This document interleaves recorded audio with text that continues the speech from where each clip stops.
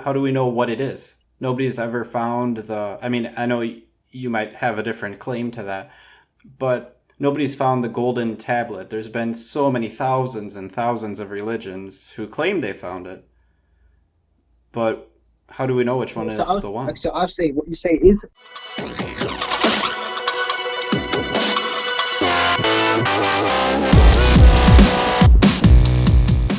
Well, the first thing I thought we could do is we could get some definitions. I think that'd be a good thing to get out of the way first. Cool, I love that.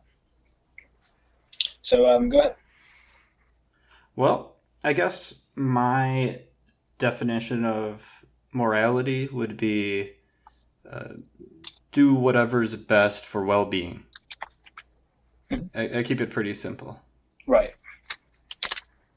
Right. So, do you want me to give my definition? Sure. And I guess that's not really my definition. More like that would be more of my standard, I suppose, just to be clear.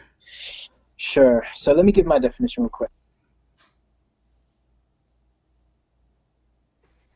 So my definition is it's kind of similar to a regular dictionary definition, but it's added onto it. It's the Christian version. It's basically principles concerning the distinction between right and wrong, or good and bad, founded in God. So, in other words, it's the principles of good and right, but it's founded. The source is in God. It's not just out there or founded in something else. Okay. I can kind of agree with that definition to a certain extent. Of course, like you wouldn't say it's founded in God, though, right? Of course. Right. Yeah.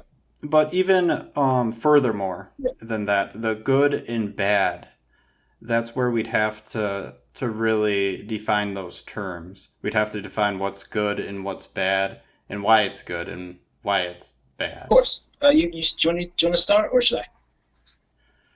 I'll let you start. Okay, cool. So, good, for me, is, in my definition, is something that is in line with the source of morality, that is in God. So good is doing, well, firstly, let me start with this.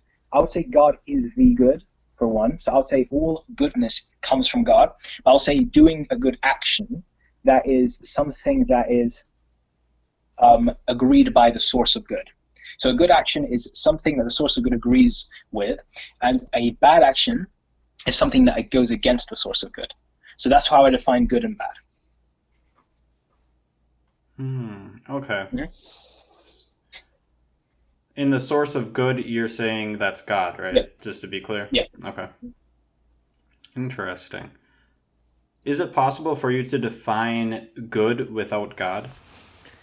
I mean, there are atheistic ideas I've looked at. So, for instance, some try to, good without any sources. Like the source could be not God, it could be something else. I've seen some atheistic philosophers argue for goodness founded in other things, DNA or something like that. But I haven't, which is interesting to be fair, but I haven't, but good without any sources would be a difficult thing to argue from. I mean, if there's no sources for good, then it's just all arbitrary and subjective. I would agree with that. I would agree that it is subjective for sure. But just because it's subjective, does that mean it's impossible to define? Not at all. I didn't say it was impossible to define. I just said that if it was not sourced in something, then it wouldn't be an objective thing. In other words, it would be, so if you defined it one way, someone easily could define it another way, and it wouldn't be a problem. But for instance, with me, if I say it's founded in God, or if I'm founded in, say, the atheistic view of moral realism, which is like naturalistic pantheism or DNA, those two views can have a right or wrong answer. But with you, or not with you, sorry, I don't want to put words in your mouth, but with someone who believes it's like subjective, you could say it's defined as X, someone else could say it's defined as Y, but it would be hard to say who's right and who's wrong. Do you know what I mean? Yeah. I think it heavily depends on the circumstance. Sure. I mean, I'd love to hear how you'd argue from that, because I'd love to hear your points. I'm not saying. Sure. I want to know that I'm open-minded. I'm not saying something is fact. I'm just saying my idea, and I'd love to hear what you have to say. Mm-hmm. So, like, for example, if there is, somebody walking on the street and another person, jumps them and stabs them and steals their wallet, I think we both could agree that that's something that's bad. That would be not moral. That would be something that we could both agree with. That would be bad. Absolutely. And then there's other things where maybe that it's a little bit tougher. Like let's say ice cream. So let's say you're having a good old ice cream cone. Yep.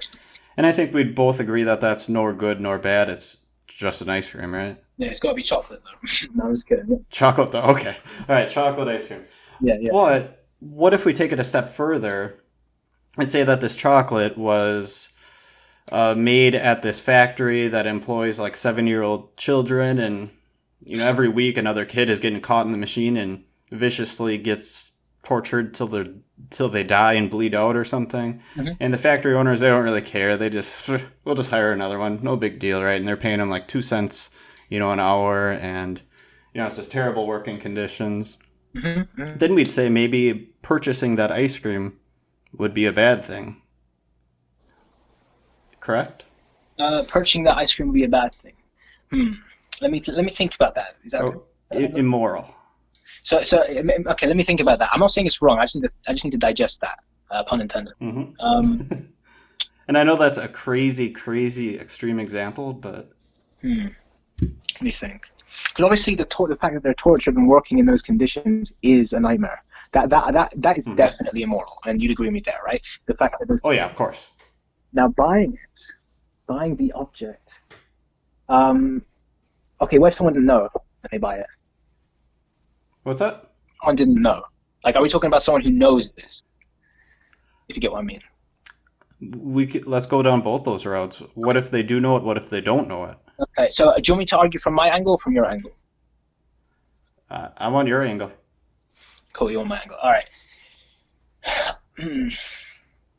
So I think if knowingly having that ice cream in my hand, eating it while knowing those kids have been tortured for it, yeah, there's no way I could buy that ice cream. It just can't happen. So no. I'd have to say no there. And obviously don't know. I would say if you don't know, you don't know. But like in the Bible, it's interesting because like God has mercy on those who are ignorant. However, the Bible does state that if someone does something wrong ignorantly, it's still wrong. So I'm not 100% sure biblically on that, but I would say God perhaps, and of course, if I'm wrong, that's a bad thing. but I would say biblically, I think of course it's still wrong if it's out of ignorance, but I think God will have more mercy in that person. But yeah, that's my idea. What about yours? Well, I think I'm pretty much in agreement with you, kind of, from what I heard from you. Like you think the person who done it out of ignorance is more, like you can have more forgiveness for that person, in other words. Right, if they don't know all the facts behind that, if they're completely ignorant to it, then it's really hard to blame someone for ignorance, unfortunately. Yeah. But if it was kind of like a situation where if someone was doing, like let's say they grew up and somehow they were completely ignorant of their property taxes. That's one thing where it's like, no, you're probably supposed to learn these things. And in that situation, it's like, well, the law is the law. Even if you're ignorant of it, you still got to do the crime, pay the time, or I said that backwards, I think, but you know what I mean. So it's weird. It's one of those situations where it's hard to. It's almost like you have to take it on a case by case basis, right? Which is kind of how not when I say our, I know you're in the UK, I'm in the US, but I'm assuming the UK has very similar situation to our court system where each case is heard on a case by case basis. Sure, yeah. Yeah, so I think that's kind of how our laws are set up in a way. Our whole judicial system is set up in a way where it's like each time a person breaks a law, or for morality, I think it's kind of similar where it's like a case by case basis. Absolutely. And one thing that you said that was a little bit interesting, it really kind of intrigued me, was you said that you weren't sure biblically. I can't say that word. Why can't I say that word? I've said that word a million times. I can't say it right now. You weren't sure biblically if the ice cream person was being moral or immoral, and I Out guess of ignorance, out of ignorance. out of your okay, so you weren't sure because you haven't studied enough. Is that kind of Yeah, what you yeah, were where you were in going? there. I would say if I had a gun to my head, um, I would say um, probably that the guy who does it out of ignorance, because his motivation isn't there to do it, I would say that he is in the right. Like, so in other words, it's not wrong. And because the Okay. Bible focuses a lot on motivations, especially Christianity, there's lots of motivations there. So because someone in the Bible could, and long story short, they could do something really good. So for instance, someone could help the poor, but they're doing it out of pride. They want people to look at them, or they do it to impress their 10 out of 10 girlfriend or something like that. Then it's not really loving. It's just it's a selfish action, not a selfless one. So I would say, yeah, it's not bad if it's like out of it. Okay. Interesting. I I'm wondering if your definition of morality and my definition really aren't that different in a way. I mean, at the surface, they sound a little bit different, but when we dig down deep into them, I'm not sure that they are a lot different. But like, isn't one? Um, Sorry, I'll let you finish. I apologize. I was just going to ask, what are your thoughts on my definition? Do you think it's, or my standard, I suppose I should say. What do you think about it? I think it's the common. It's a very common atheistic view um, of morality, and it's a subjective view, correct? Yeah, Okay. yeah, So I would say at the core, like, so I agree with you that of course we would have similar morals. I mean, we both think murder is wrong, and that child situation, etc. But I would say, I'll take the interesting route and say that I think at the heart of our definitions, there's a big difference, and that one is that I believe that morality is objective. In other words, I believe that it's a part of it's a part of physics. In other words, like I think it's as real as physics. However, you would say that it's not as real as physics.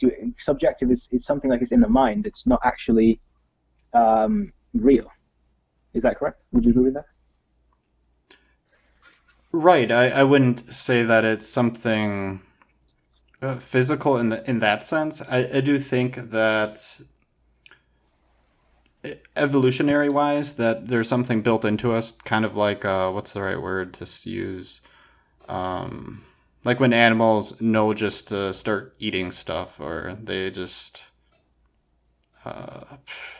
instinct. I think it's more of an instinct on how humans evolved, because if we had, I mean, not like that's why we kind of are the way we are. Why most people, if they take a knife and they murder their best friend, they're probably going to feel bad about it.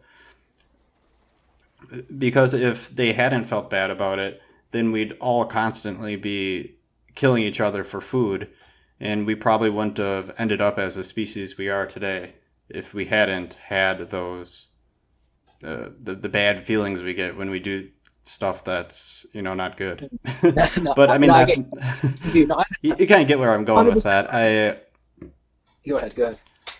Not to say that that's like that's more of like the cause, not that there is something out there that is like the source, like this is the official moral code, right here, and it's Yeah. all written down. Sure, sure. You know, So I would say, yeah.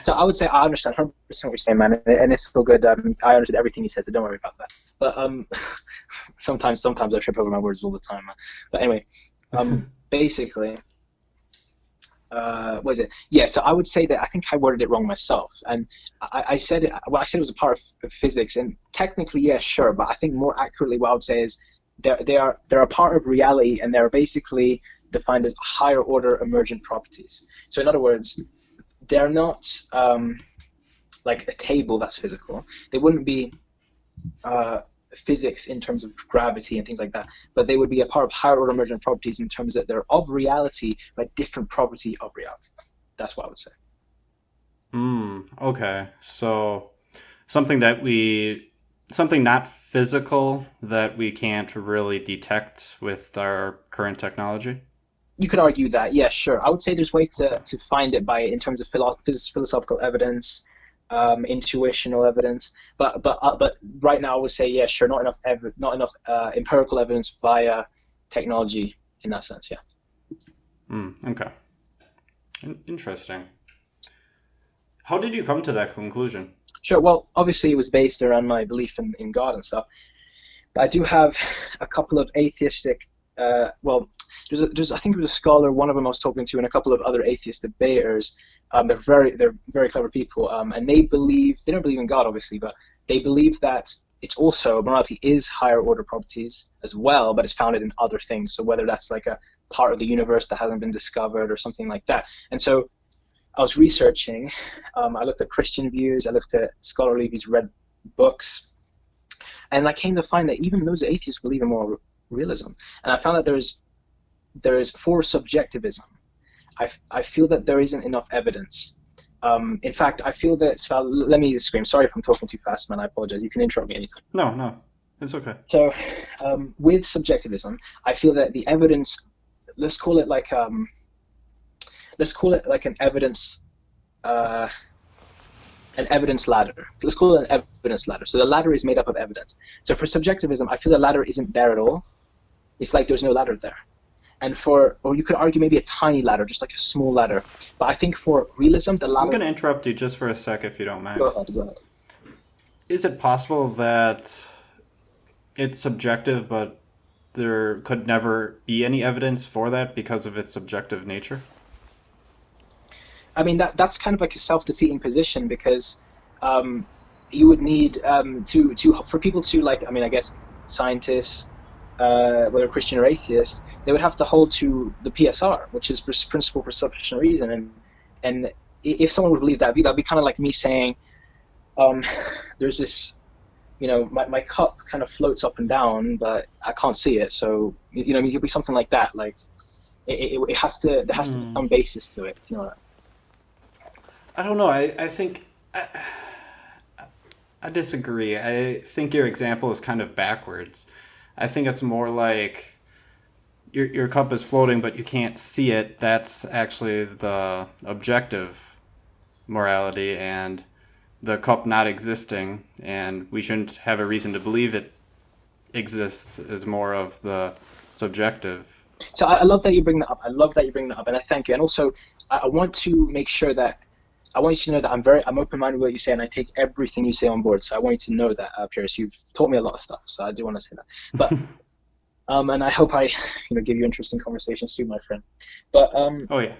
that's awesome, isn't it? So okay. So with your little example there, so you think it's bad. So as with my little ladder or a bank, we can call it a bank of evidence. So I would say the subjectivism bank of evidence is a lot smaller than the bank of evidence for objectivism, and so therefore, because of the principle of sufficient reason, the moral realism has more of the bank, it has more PSR to it, and so therefore we should hold to that if we really are evidence-based people.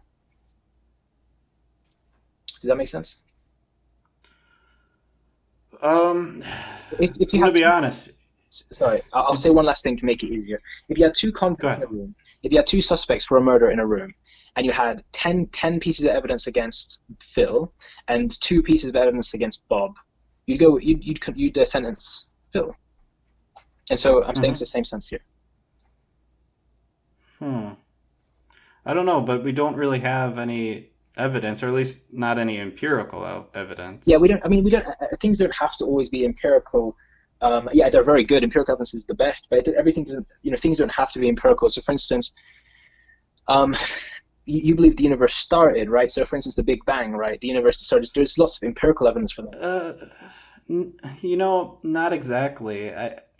My stance is I don't know anything about the beginning, if it started, if it didn't start.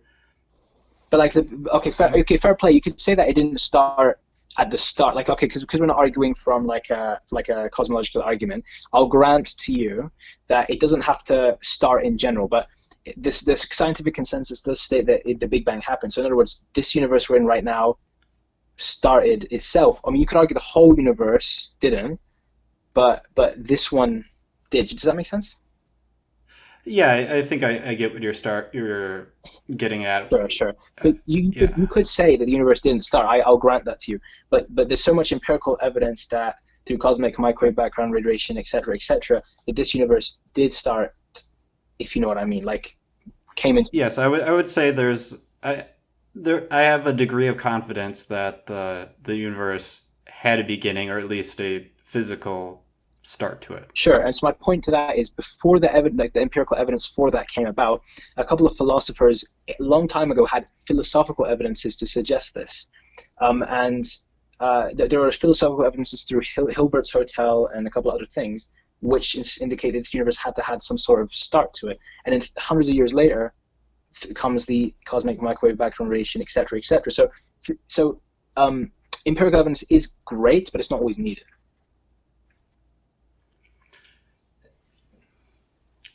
I think to have any high degree of certainty, I would say it would be necessary, but I would agree with you that it's better than nothing, I suppose. Exactly. And so this is my point. You hit the nail on the head, my friend. Because to have a very high degree of certainty, empirical is great. But philosophical is some form of certainty, right? Some degree. And then if you have nothing, it's no degree. So some degree is better than no degree. Do you get what I'm saying? So Yeah. I'll start by this, and I don't mean to blabber on. What evidence would you put forth for subjectivism? Like, what evidence would you put forth for that? That, I guess I just consider it the default position. Like, I don't see any evidence that it's objective. So I feel like the default position must be subjective. Sure, and I'll give you some.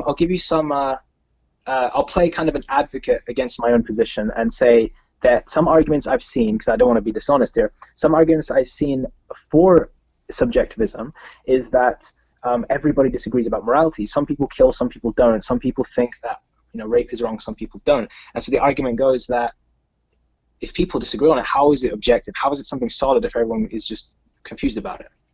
Of course, you could look at some people use, I don't. It's a very dodgy subject, but some people use like Hitler's regime to say, well, they thought that all they did was right, and so things like that. They're saying, okay, all of this stuff, it must be subjective. So that's like a kind of like a little argument for subjectivism. And what's your thought of the argument for your position? Yeah, I mean, I do agree with it. I think it hits it pretty well. So my counter argument to that is that some people disagreeing over something has no basis on whether something's objective or not. So for instance, people disagree over mathematical formulas all the time, but mathematical formulas are objective in nature. People have disagrees over reality, over the Earth being a globe. They think it's flat. So people disagreeing over things has no basis on something being objective. That's my counter to that.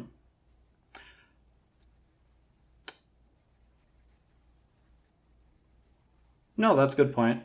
I understand that, but there's a certain level of, like, how do I even phrase this? I'm not sure how to phrase this. Like, I guess my question would be for you, if it is.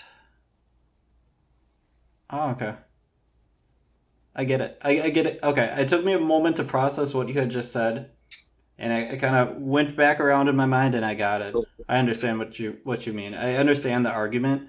I don't know that I have any type of counter for it, but I understand it. Yeah. Do you think that it makes sense though? So like right. Yeah. Yeah, I get it. I don't agree with you, but I understand your argument. Sure, because like for instance, I could even apply it to this. Like, let's say God didn't exist. It's a fact that God didn't exist. I'm saying God does exist. So right now, I'm going against objectivism right there. So like, I would say people's decisions have no basis on objectivism or subjectivism. So that's why I think that generally when you boil it down, there isn't any real evidence. Like the only evidence I've heard was the one about the Hitler thing and everyone's against each other on it, but that I don't think that's even evidence to start with. And what would you say to that? Possibly. Possibly, fair. And I have. Possibly, yeah. Sorry, go ahead. No, I was just gonna say, like, I guess, yeah, I guess in all reality, I haven't really spent a lot of time on morality, like objective versus subjective, because I don't think it actually matters. Okay. But How come and why is that? well, if it is subjective, Hmm. then it's subjective. Wow, I'm so profound today. But if it Philosopher. but but if it is objective, and how do we know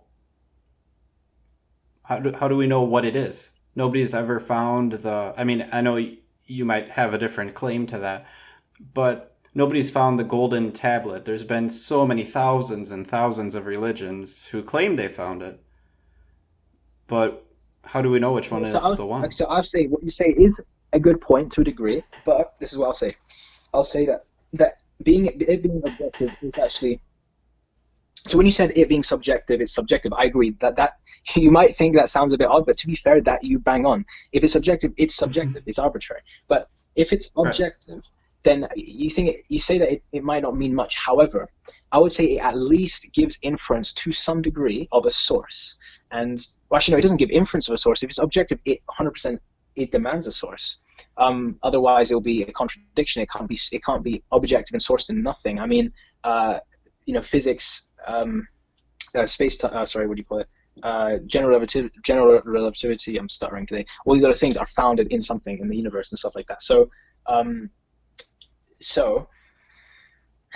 the morality must be founded in something, and so it could give inference for. Well, it could be something naturalistic like the universe, but it also could be something supernatural like God, and that's why I think it's important. Okay. Yeah. I understand your point, but I guess my greater point was, let's say there is a source. I'll grant you that for the point I'm going to make here. Let's say there definitely is a source out there. Sure.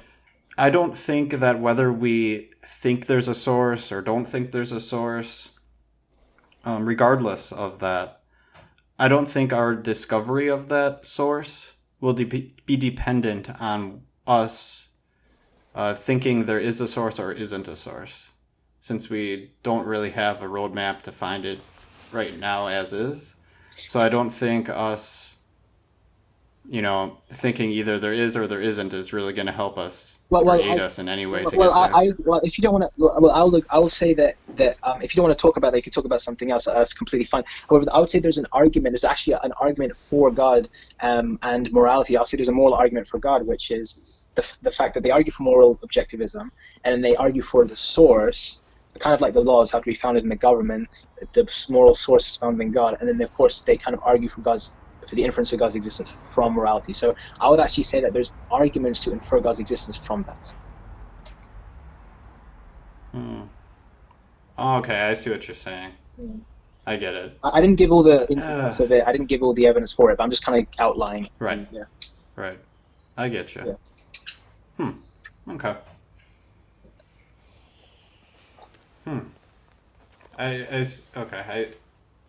I see what your point is into why that might be important, or at least important in your view. Sure. I see what you're saying. And I do see what you're saying, so I understand. Yeah. Yeah.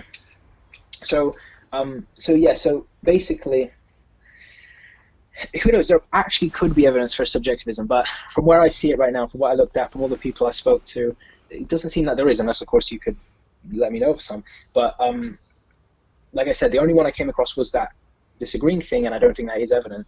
But for objectivism or realism, I feel there is some philosophical evidence and historical evidence. You might say, "What the heck do you mean historical?" But it's technically all philosophical, really. It's not really historical. It's more philosophical evidence, to be fair. For that. I mean, I could give some Yeah. if you want. If you don't want, if you want to talk about something else, that's fine. It's up to you. Yeah, actually, I think we've just hit about the half hour mark here. Hmm. So if you don't mind, I would like to take it in a slightly different direction. I was actually only planning on spending maybe like 5 or 10 minutes on discussing what we discussed right now. Yeah, I apologize. Sorry about that. Sorry about No, no, there's no need to apologize. I think this is probably going to be one video, and what we talk about next is going to be a whole nother video. So that's quite all right. We that. got a two for one deal here. Do you remember that last? So That sounds awesome. That sounds awesome.